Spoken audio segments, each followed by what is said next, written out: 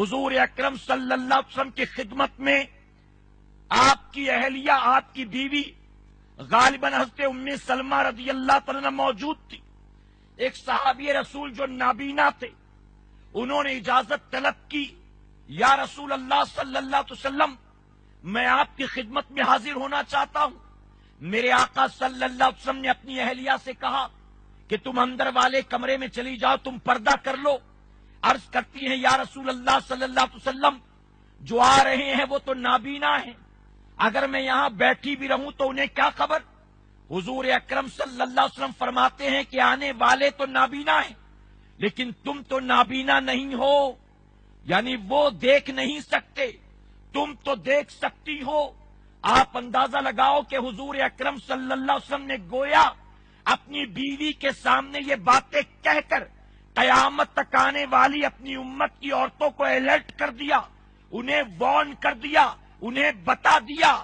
کہ تمہیں کس طرح سے غیر محرم مردوں کی نگاہوں سے پردہ کرنا ہے، اپنے آپ کو بچانا ہے۔ اے سرکار مدینہ علیہ الصلوۃ والتسلیم کی چاہنے والیوں، آج بالوں کو کھول کر چلنا بالکل عام ہے۔ کالج میں جانے والی بچیوں کو دیکھیں، 9 10 میں پڑھنے والی اسکول کی بچیوں کو دیکھیں، کسی دولت مند کی بیوی اور بیٹی اور بہن کو دیکھیں، آج دنیا کے سامنے اپنی زلفوں کی نمائش کر کے یقیناً تعریف کے چند جملے تو حاصل کر سکتی ہو، لیکن آخرت میں وہ تعریف کرنے والے آپ کا کوئی بھلا نہیں کرا سکتے۔ وہ تعریفیں کرنے والے،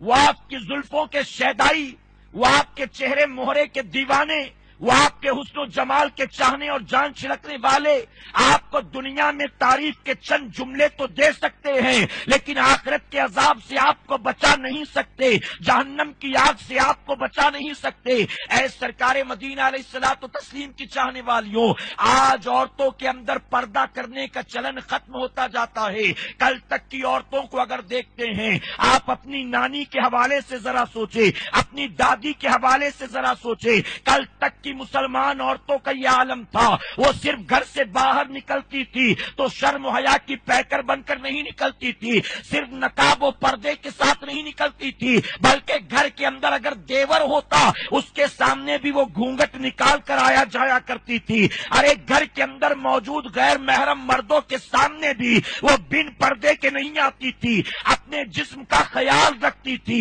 شرم و حیا اور پردے داری کا خیال رکھتی تھی۔ لیکن دنیا جیسے جیسے ترقی کر رہی ہے، آج دیکھیں ویسے ویسے بے پردگی عام ہوتی جاتی ہے۔ مجھے تو غیرت آتی ہے کہتے ہوئے، آج دنیا کے بہت سے ملکوں میں پردے پر پابندی لگانے کی کوشش کی جا رہی ہے، کہیں پارلیمنٹ میں بحث ہو رہا ہے، کہیں کورٹ کے اندر مقدمے دائر کیے گئے ہیں، کہیں کالج میں بین کیا جاتا ہے، کہیں ایئرپورٹ پر پابندی لگائی جاتی ہے، کہیں گورنمنٹ آفیسز میں پابندی کی بات کی جاتی ہے۔ آج دنیا مسلمان عورتوں کے پردے کو چھیننے اور بند کرنے کی کوشش میں لگی ہے، اور مسلمان عورتوں کا یہ عالم ہے کہ دنیا کا قانون بعد میں بنے گا، ہم نے بے پردگی پہلے سے شروع کر دی۔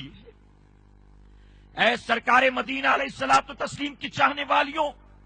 آج ایک عورت گھر کے کام کاج کرنا شروع کرتی تو کام شروع کرنے سے پہلے وہ دوپٹے کو نکال کر الگ رکھ دیتی ہے۔ دوپٹہ جسم پر ہو تو گھر کا کام نہیں ہوتا،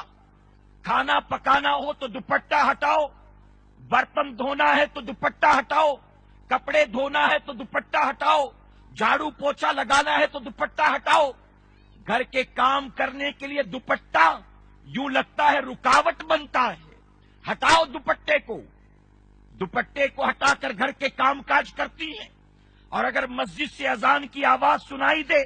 تو بھاگتی ہے دوپٹہ تلاش کرنے کے لیے، یہاں تک کہ اذان ختم ہونے والی ہوتی ہے، دوپٹہ ملتا نہیں۔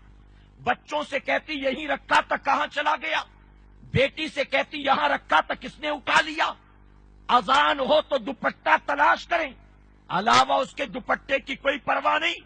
مجھے غیرت آتی ہے کہتے ہوئے، بعض گھروں میں بھابیاں ایسی ہیں جو 18 19 20 22 سال کے جوان دیور کے سامنے بھی بن دوپٹے کے گھوما پھرا کرتی ہے۔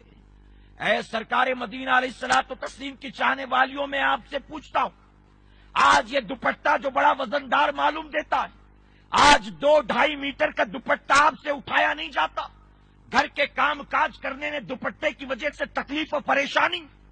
گھر کا کام کرنا ہے، دوپٹہ ہٹاؤ، دوپٹہ ہٹاؤ، دوپٹہ ہٹاؤ۔ میں آپ سے پوچھتا ہوں، آج 2-2.5 میٹر کا آج آپ سے دوپٹہ اٹھایا نہیں جاتا، کبھی اس دن کے بارے میں سوچا ہے؟ آج 2.5 میٹر کے دوپٹے کا بوجھ پہاڑ معلوم دیتا ہے، کل جب مرنے کے بعد 25 میٹر کے کفن میں لپیٹ کر تجھے قبر میں لٹایا جائے گا، جب 2.5 میٹر کے دوپٹے کا بوجھ تجھ سے نہیں اٹھایا جاتا ہے، بتا کفن کا بوجھ قبر میں تو کیسے اٹھا سکتی؟